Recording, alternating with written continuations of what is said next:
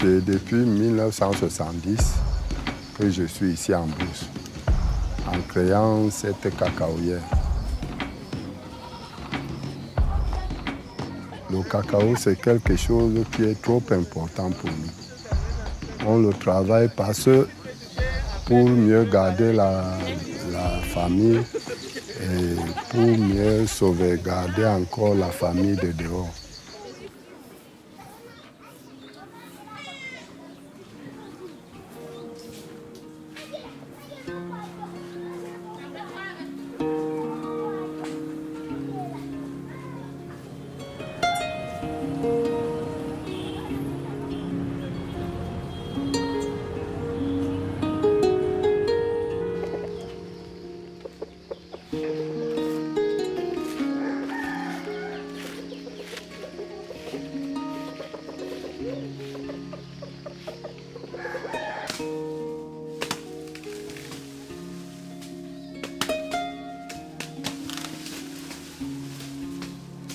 J'ai défriché cette parcelle parce qu'il fallait la mettre en valeur pour augmenter la production.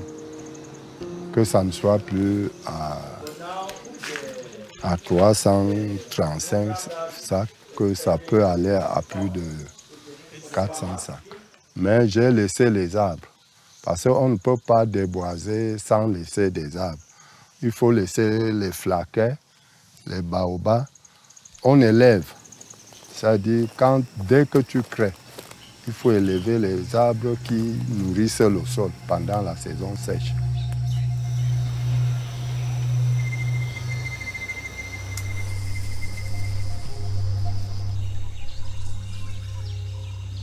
J'ai dit, je suis un fils de la forêt.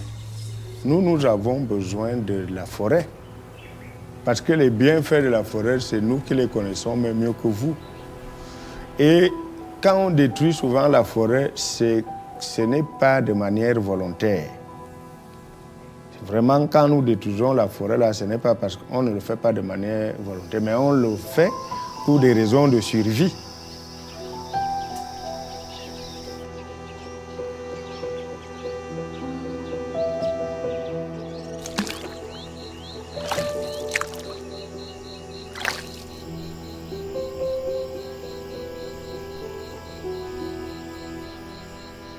We are sorry to destroy, but what can we do?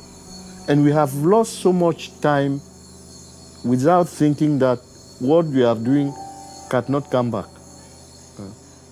But now, it's only we are desperate.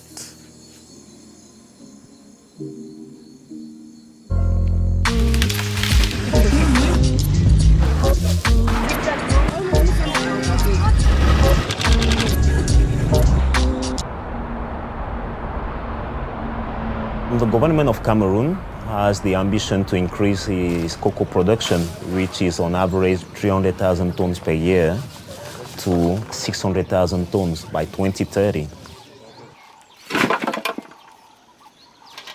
The demand for oil palm has grown, and so many governments, particularly in Africa, including Cameroon, are seeing the oil palm production as a sector where they can grow the GDP of the country, but also to alleviate poverty.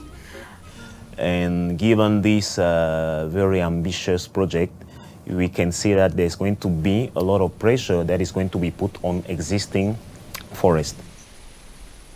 We need to start doing something right now, to be able to reduce, if possible, halt deforestation in Cameroon before we end up with an empty country with no trees. A lot of emphasis is being laid on the environment with no deforestation commitments.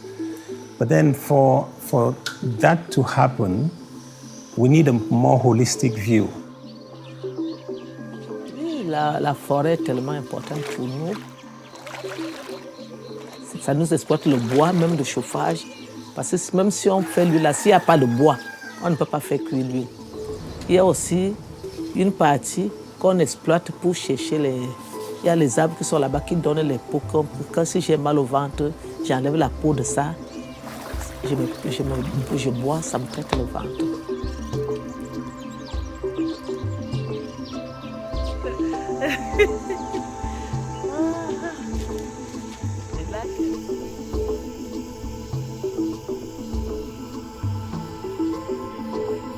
Bon, j'ai commencé avec un demi-hectare. Après, j'ai évolué en 1 hectare. Et maintenant, je me retrouve déjà à 30 hectares. Et je voudrais m'aller un peu plus que ça, si j'ai plus de moyens.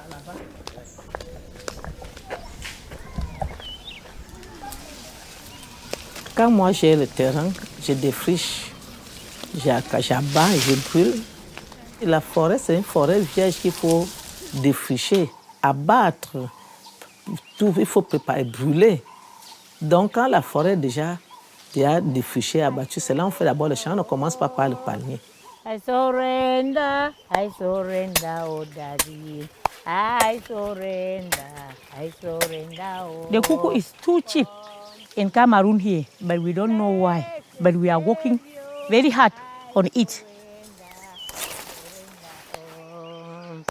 Can I render to my God for his goodness too?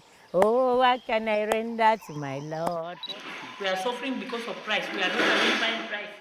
Can help. I render all I have for his goodness toward me. I render. Farmers are trapped in a cycle where they have to borrow money in anticipation for some revenue that's based on a price that's not set by them. That price for cocoa is set by the international market. And then you have a lot of people within the supply chain. You have the chocolate producers, and then you have the large merchants or trading companies that buy from different countries and then supply to the industries. And then down the supply chain, you also have all the middlemen, the cooperatives that interact directly with the farmers. And at the end of the day, less than 10% of the revenue of that trade actually goes down to the farmer. Sometimes it's like 5% or 6%.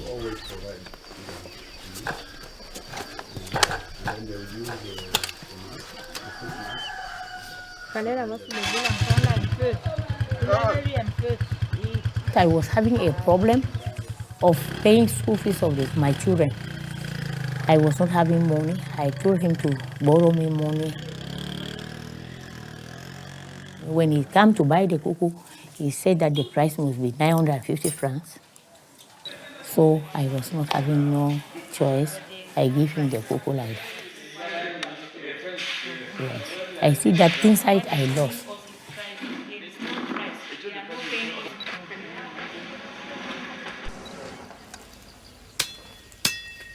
Oh,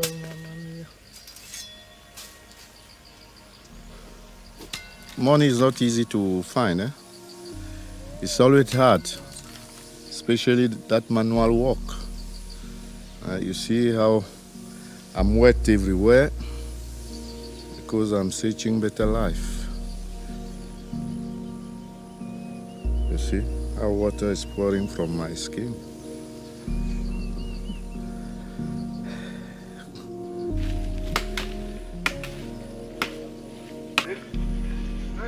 On a vu le passé de nos parents, comment ils ont travaillé. Et en plus, on est en train de travailler maintenant pour que ça nous aide aussi, ce qu'on a vu avant, devant nos parents.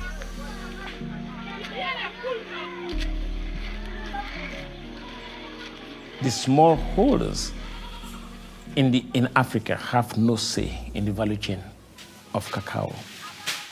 The biggest market for the cocoa industry is the finished product, which is the chocolate.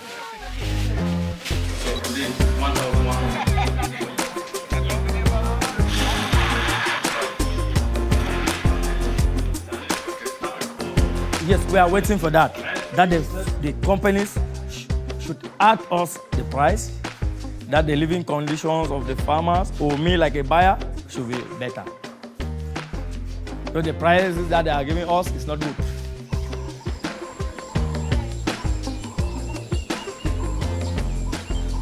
It's not possible for you to talk about zero deforestation and telling farmers not to expand their farms, not to cut down forests without providing them alternatives.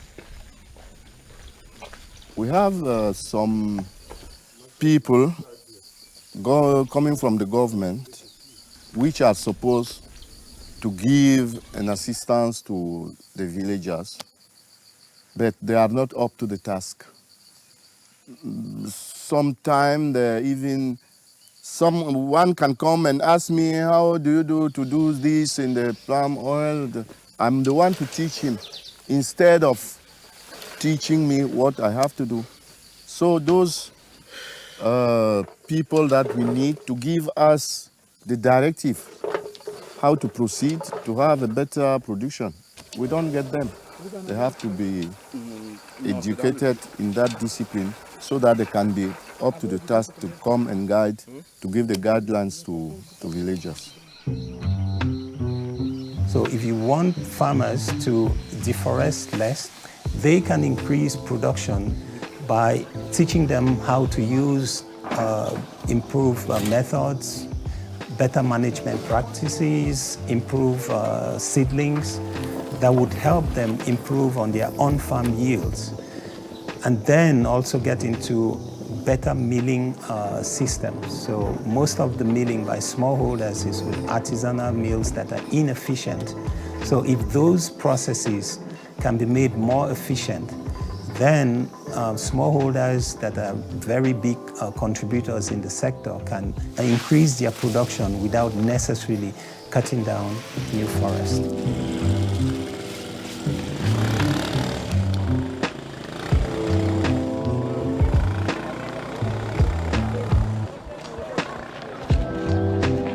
It has not been easy to get into the signature of the roadmap to deforestation-free cocoa.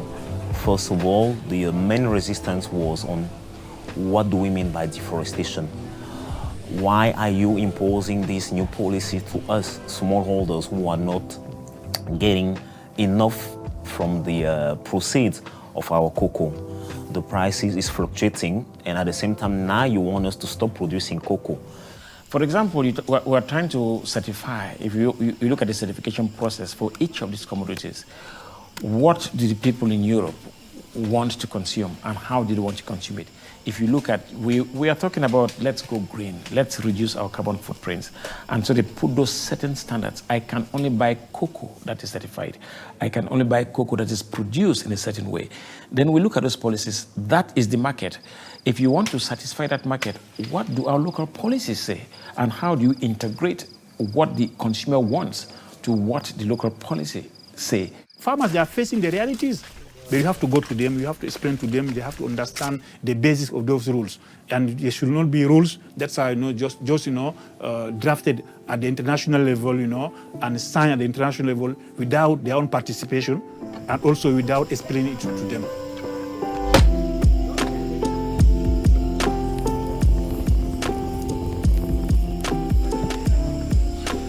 But if somebody come and propose me that in my plantation I have to apply the certification, he has to give me the way of selling my production with the more income.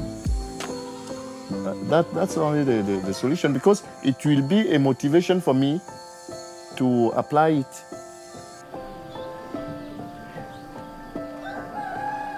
Mais si je ne dois vivre que de la production de cacao, dans la situation actuelle, ce n'est pas possible. On ne gagne presque pas. Et ici, la durabilité vient même avec des contraintes supplémentaires qui vont augmenter les coûts. Et si le prix reste le même, ça ne peut pas aller. Ça ne peut pas aller.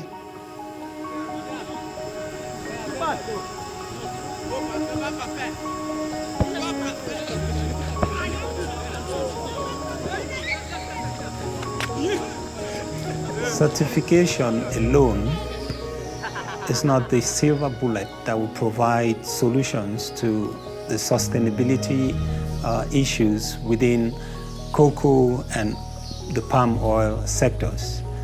But then it's just one of the mechanisms that can be used to make these sectors more sustainable. It has to be part of a hybrid strategy that involves government policies, government regulations, and also a strategy that involves smallholders who are at the center of the production of these commodities, so that they would get their voices heard, get all the issues that they are facing during the production process, because they are the ones contributing towards deforestation. They are the ones facing all the socioeconomic issues. So if they are put at the center and get them involved in the decision-making process, I think it will be a more lasting way to get trade within the sectors more sustainable.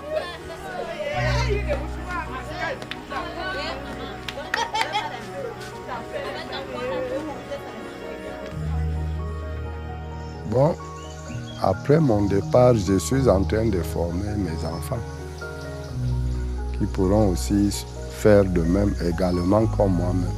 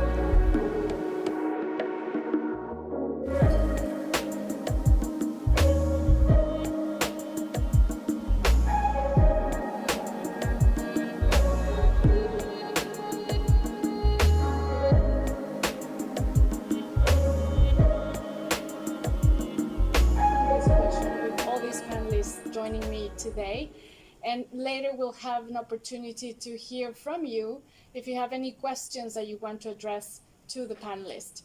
And I would like to start by introducing Etienne Udo de Danville. He is the permanent delegate of France to the WTO. Welcome, Etienne. I would also like to introduce Jonas Ngu Fufun. He is a visiting scientist at the International Institute of Tropical Agriculture in Cameroon. He was quite involved as well in the documentary that you just watched. Welcome, Jonas. And listen that I have introduced her already at the beginning of this session. And Etienne, I'd like to start the discussion with you. And we see that international trade and the appropriate policies can play a key role to promote an inclusive and an equitable participation of smallholders in sustainable supply chains. And in your view, how mechanisms like aid for trade could help support smallholder businesses in developing countries to seize the opportunities that are emerging in the global trading system? Well, thank you, Beatrice. First, I'd like to thank you, NEB, TESS, TradeUp, and the UNEP WCMC for the organization of this session. And also, I'd like to thank also you, actually, Jonas, for this movie, documentary film. It's always extremely useful for us, trade people in Geneva, to be brought back to some realities as well, some other realities than the Geneva ones. And I think my first reaction yesterday when I first looked at it was to tell to myself there is no one-size-fits-all solution as came out from the various people who took the floor during the movie. It definitely requires a lot of exchanges, dialogue, and strategy, probably at police strategy, both at local level, national public policies, and international level. At the international level, to come back to your question, so we really do believe here in the WTO, the EU, France, that trade can be an opportunity for development and poverty reduction, that there is no automaticity. And it will depend probably from the way it is designed. It has to be sustainable and inclusive. The first element before for trade is to guarantee, to give trade opportunities, to open up the field for trade opportunities, and that's, for example, for the EU, the trade preferences we try to guarantee to some countries, mostly developing countries, either within the so-called SPG, in English, it's Generalized System of Preferences from the EU, or the Economic Partnership Agreement that we have with ACP countries and which guarantee market access or preferential access to the European market. But then the second part of it can be aid for trade, because we know it's difficult. We have to evaluate standards, norms, which are changing on a regular basis, both at national and EU level. And aid for trade is an element for that. Aid for trade is a kind of large concept. Infrastructure can be aid for trade, so infrastructure financing. So here I'd like to focus on a more narrow-minded concept, technical assistance first, but also trade capacity building. So if I take the example of France, what we have in France is a small program called the Programme de renforcement des capacités commerciales, trade capacity building program. Yeah. It's up to 10 million euros per year. It's run by the French Development Agency, Agence Française de Développement. And they work on a project-based approach. The idea is to develop structured sectors at local level. For example, promoting quality labels, introducing geographical indication system, helping local producers to abide by the European standards on environmental and social issues. A second example I'd like to mention, more on SPS issue, because it's a big issue for, it's one of the big difficulties for exporters, not only toward the EU, it's also to export to the neighboring country. You have to abide by the sanitary, phytosanitary rules of the WTO agreement of SPS. And here, I'd like to point at the so-called STDF facility, the Standards Trade Development Facility. It's a trust fund funded by some members of the WTO. France is one of them. It's they are located here in the WTO, and they do technical assistance, capacity building on this specific field of SPS standards, and they have quite a good track record. They are probably part of some of the session around here today and tomorrow. And maybe third and last example, it's the African Continental Free Trade Agreement. It's a huge project. It started more than 10 years ago, the negotiations. They have now entered a new phase. Mustafa was here knows well about it, but it is being implemented for 1 year. There are other negotiations going on. but we do believe within the EU that this can bring strong trade opportunities and help developing a strong internal market. And therefore, we are also ready at the EU level to put quite a lot of money in terms of trade capacity building and technical assistance. There is a new technical assistance facility with up to, I think, 25, if I'm not wrong, million euros, just to work on the issue of standards within the assistance program of the EU vis-à-vis the ACFTA, whose secretariat is in Ghana. Answer your question. That's excellent. And that's actually an excellent way to bring us into this conversation. You said no one size fits all, but also trade can facilitate this development and also protecting the environment. And you gave us already very concrete examples that are happening, led by the WTO, but also led by France, that are providing capacity building in different stages and different parts that can help as well producers. So thank you for that. I will come back to you with another question because we're quite interested to hear your views. And Jonas, I'd like to share with the audience. I've said that you were part of this documentary that was produced and we watched today, but Jonas has also been quite involved with smallholders on the ground in Cameroon, and both through research and also through engagement with the businesses. So I'd like to hear your view on what are two key lessons that you can share with us that can help us advance the participation and the representation of smallholder businesses in policymaking decisions and processes. The floor is yours. Thank you very much.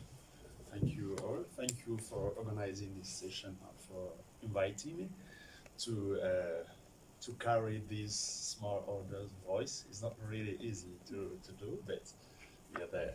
Thank you very much.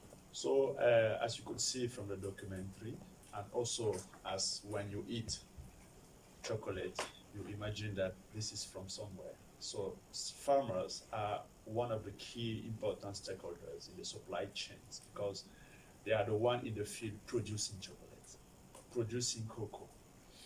And they are also the key stakeholders in terms of sustainability because they change forest to agricultural land. So if we talk about free deforestation commodity, then we are talking about smallholders farmers directly.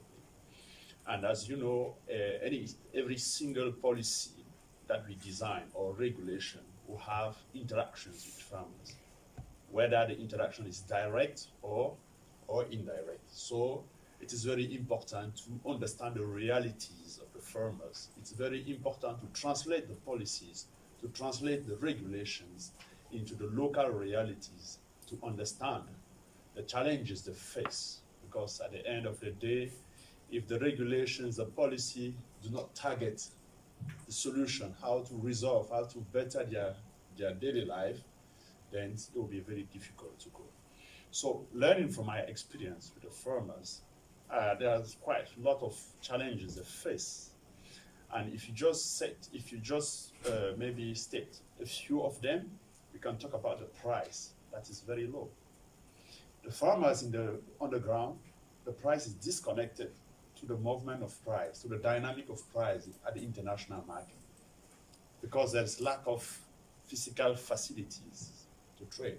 No roads, no boat or ship, and so they are just price taker because the buyers meet them in the field. There are so many other challenges. Technology. You saw the oil palm producer milling the oil with bike. It's true that that mean of transformation bring higher yield compared to no transformation situation. But we have also this challenge as one of the challenges in the field. We have access to markets. There are so many challenges they face, including social and health issue, no protection equipment, no capacity in terms of manipulation of chemical compound, exposing them to so many illness. So taking the voice of the farmers into the decision-making process require at the very first level to understand the challenges, to understand their needs, and to start by identifying the pathway to solution. And they should participate to that. So, so many consultations and field experiments should be carried out to understand this, and they should be part of that. For me, the participation starts from there. Another aspect is that policymakers, and most of the time in developing countries, define policies that are disconnected to these realities. So sometimes we just wonder, what is the aim of the policy? So there is a lack of capacity to farmers to understand these policies and even to appreciate and to engage. So it is important to identify this and to build capacity of local smallholder to understand what is the policy, the ongoing policies that are being set or regulations. So it is from that, from the point that they have the capacity to understand, that they can participate to the policy making process. So it is also important to mention that sometimes the policies set at the national level are not always in accordance with the policy at the international level. There are some conflicting issues. I want to mention the free deforestation commodities regulation, now set up by the European Union and also many other countries, the United States, the United Kingdom. One of the key examples is that the European Union is going to ban free deforestation cocoa within the European Union, whether legal or illegal deforestation. But legal deforestation is any planification by national government to change forests to agricultural land as part of the strategic decision. As you saw in the documentary, and I think License said it, Cameroon government is planning to raise cocoa production. This year, the production was 295,163 tons. It wants to increase to 600,000 tons by 2026 and to 1.2 million tons by 2035. Do you see? And one of the strategy is to change a part of non-permanent forest estate, that the objective is not to remain forest, that is sort of legal deforestation, to agriculture. So all the development, all the cocoa that's gonna come from this development cannot get into the European Union, for instance. So as we mentioned, farmers are still there because they are the one to push, to produce. Whom are they going to sell to? We may have some other markets. So the first lesson is the importance of understanding the context, understanding the challenges, and working with the farmers themselves towards meeting these challenges, and then putting in place a monetary system that's going to work in the participatory manner. Now, the second key element I will bring in is about the representativeness in any decision body. You have that smallholders, there are so many variety of smallholders. You have 1 hectare smallholder, that are about 100, 2 or 3 to 400,000 farmers. You have 2 hectares, you have 20 hectares smallholder and 50 hectares smallholders. So depending to the site, the translation of all the decision-making process, the policies and the regulation is not the same. And it's also very difficult to expect 1 hectare smallholder farmer to be represented in the decision-making process if they are not organized.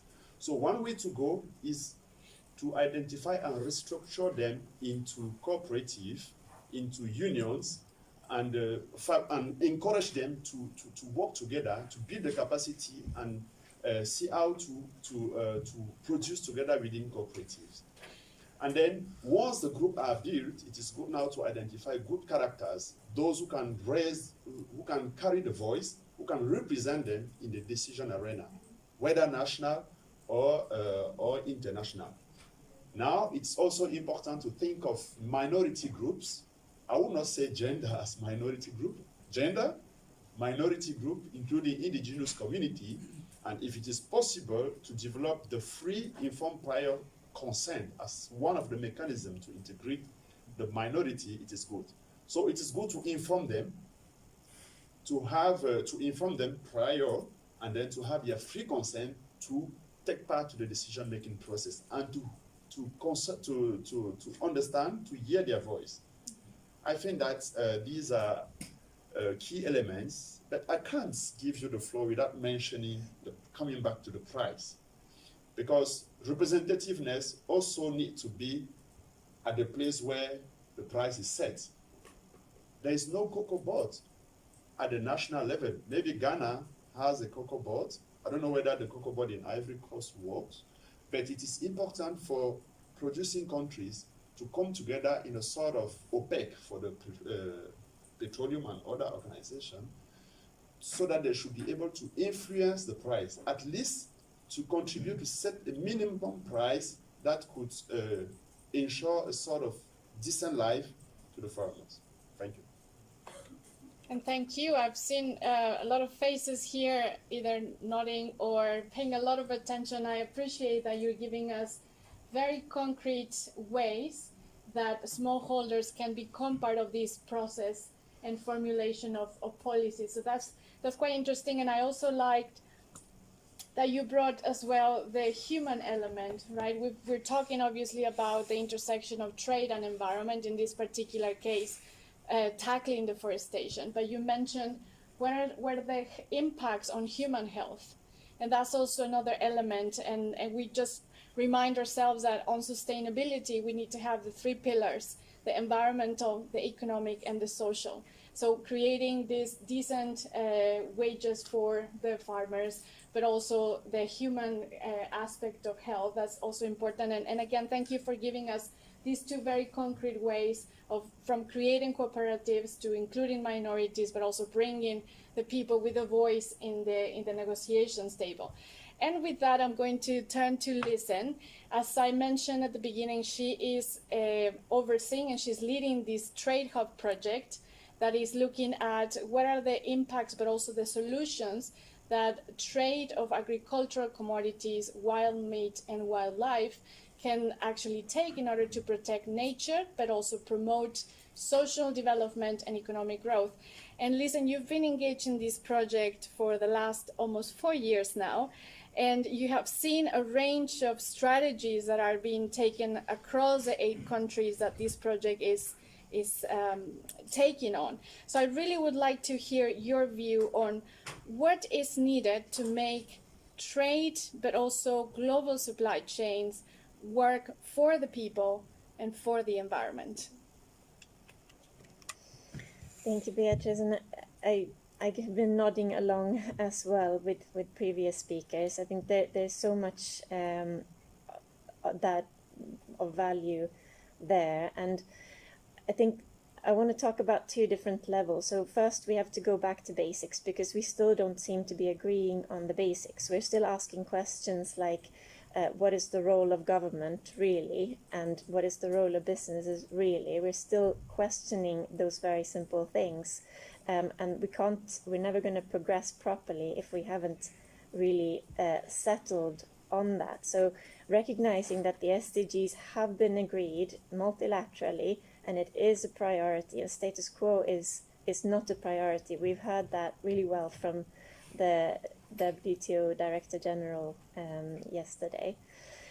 So in order to do that, we need to work horizontally. We need to come together and work across the sectors and across disciplines and departments to look at the details and come up with solutions that really work, never letting our eyes go from the SDGs, because people are suffering on the ground.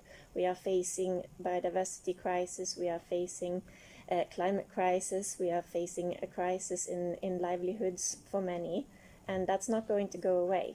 So this film, it talks about certification, and it talks about the added costs that are borne by the farmers. And we now have new legislation from several entities and countries that are coming in, which is really ambitious and very welcome, but we need to make sure that smallholders aren't paying for it, and that they are not squeezed and put in impossible situations. Clearly, greater support mechanisms are needed for local actors. There's also a need for recognizing alternative development pathways for sustainability and visualizing other viable alternatives for livelihoods, and that needs to come from the ground. That needs to come from people who work in local contexts, because we cannot dream up those types of things sitting detached from that context. And this can involve various forms of payments for ecosystem services, for example, that would involve a longer term thinking that will enable viable ecosystems as well as viable livelihoods. And echoing Jonas's points about the lack of smallholder participation and decision makers in global supply chains. I think in the best case scenario, and if done well, governance mechanisms for sustainability standards and requirements, they can provide an avenue for this participation. And there are voluntary sustainability standards that have existed for a long time, and they've accumulated lessons learned and best practices integrating smallholder businesses into decision making. So moving forward, we need to mainstream these best practices into the implementation of these deforestation-free standards when they are rolled out, and also recognizing if this is not done well, the smallholders may end up bearing unjust costs, and incentives could become misaligned, leading to unsustainable outcomes. So consult that community of voluntary sustainability standards experts that have been working on this for a long time. I think is really critical. And finally, that less than 10% of the revenue actually goes to farmers. Sort of more equitable distribution of benefits and costs is clearly imperative, and taking making sure that the markets become less volatile and reduce pressure on deforestation as a result is critical. So I'm going to hand over to you there, Beatrice.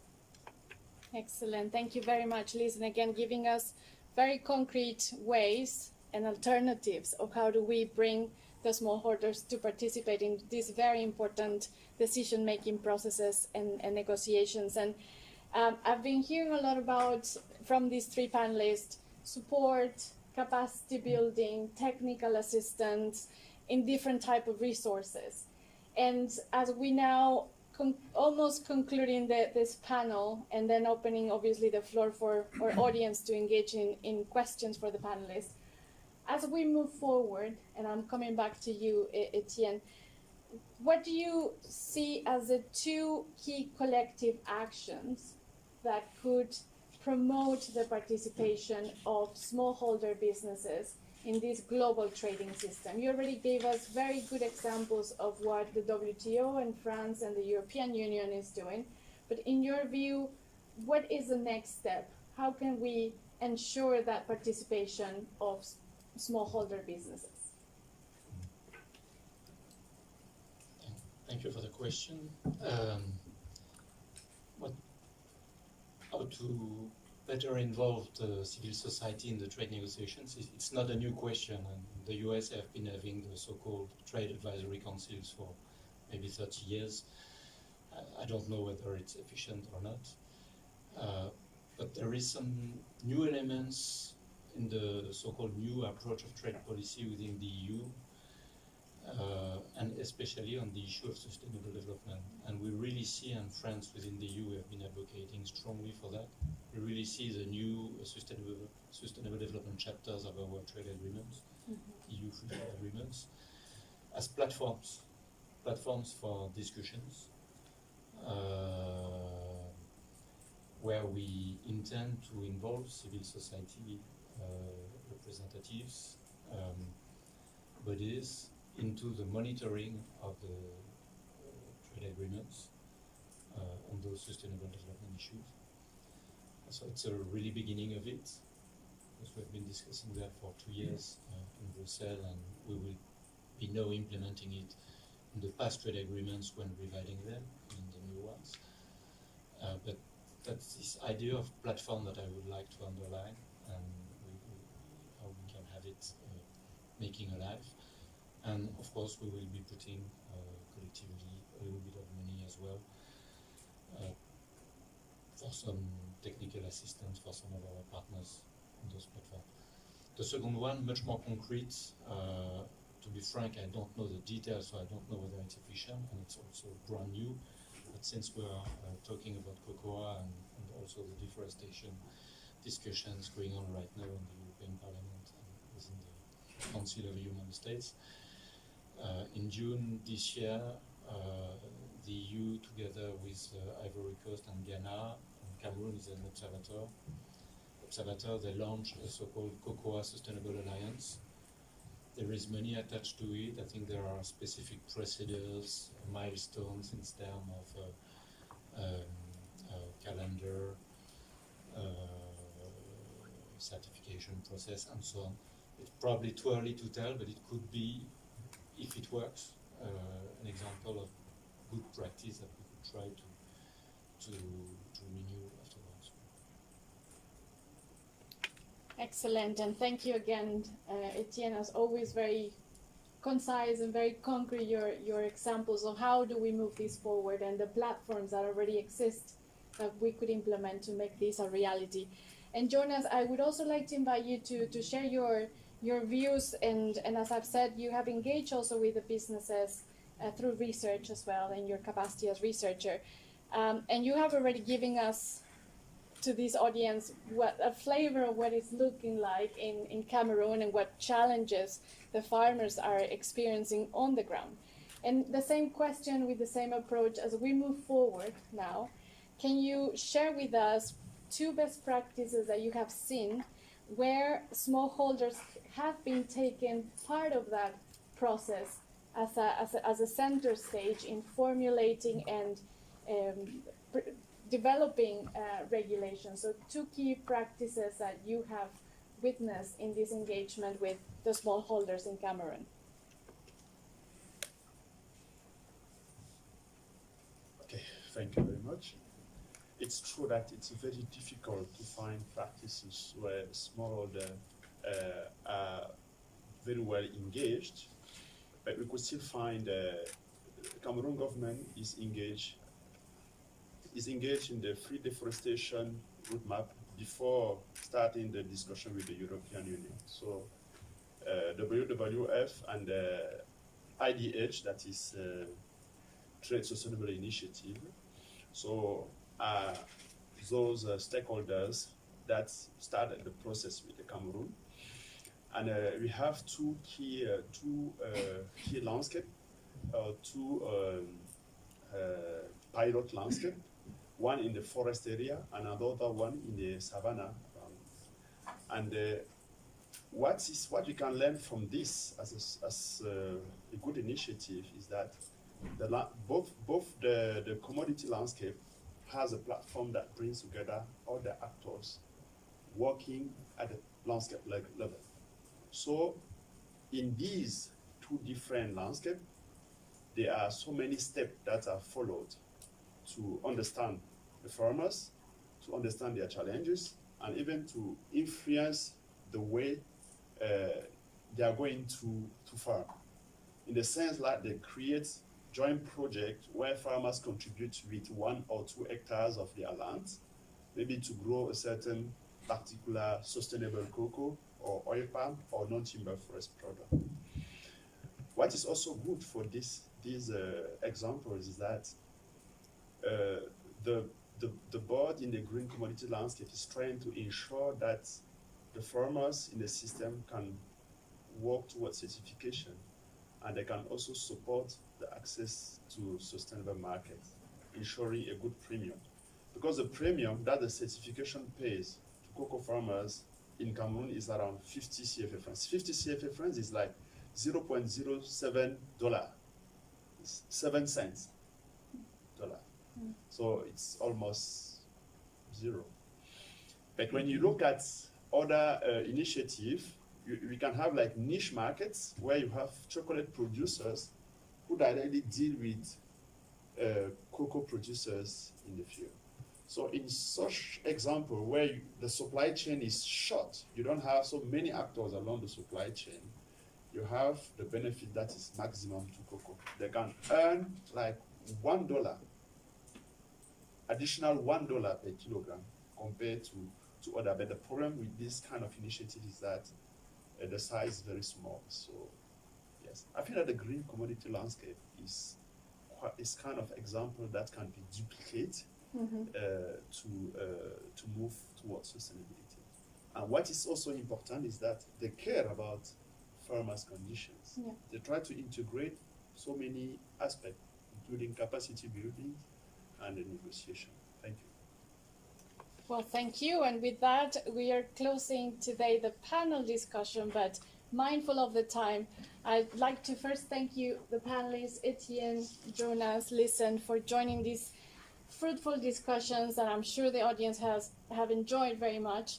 And just mindful of time, I'd like to give the floor to the audience for one question that you'd like to be addressed by the panelists.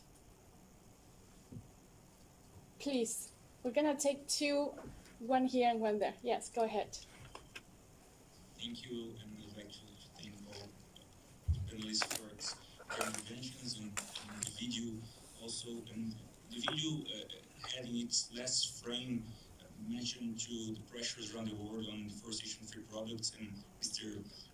Buffon also mentioned this. So I don't know how familiar my colleague from the French delegation is with the deforestation-free products regulation being discussed in the parliament, but he mentioned it.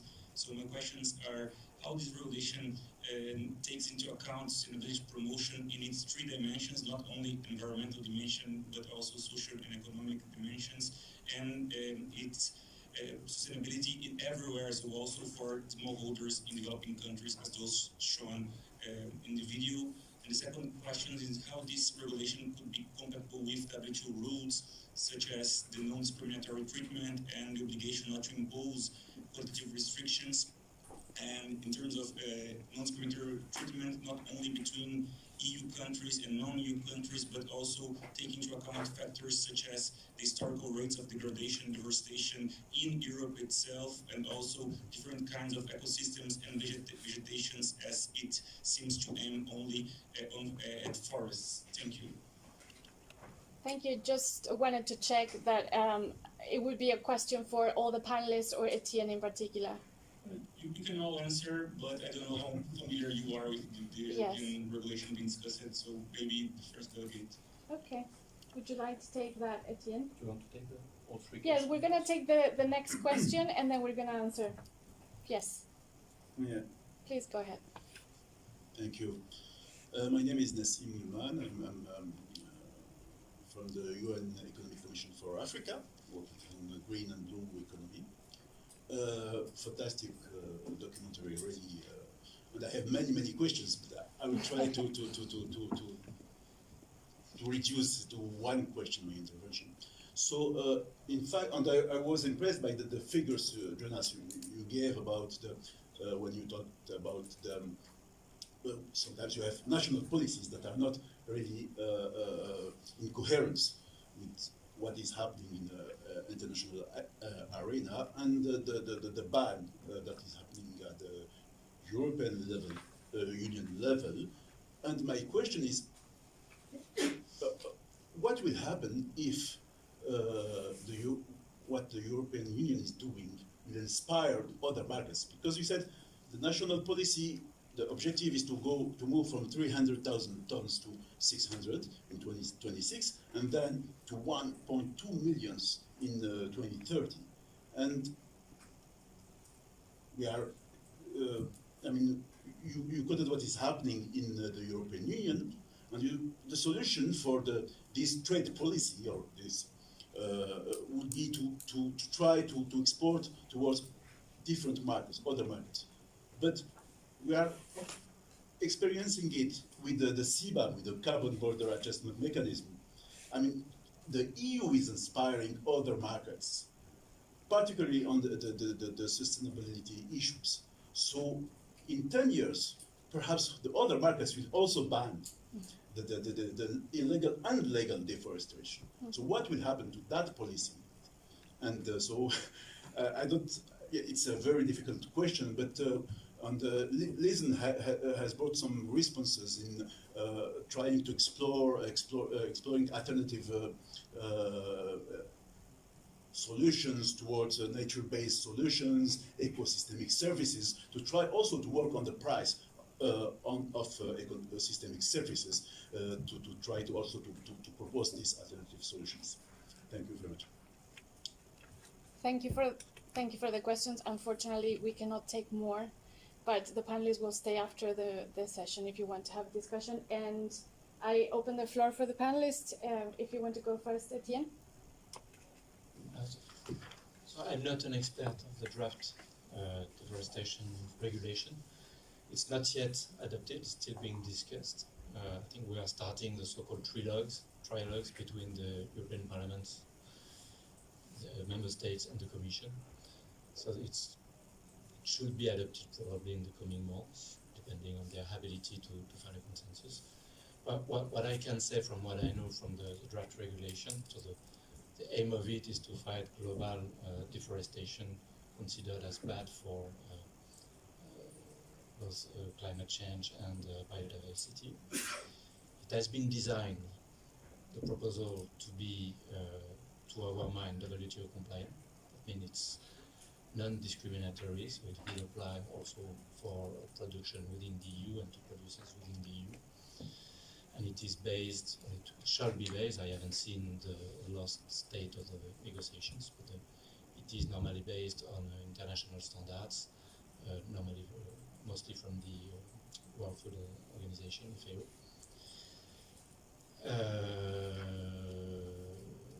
And based also on objective scientific criteria.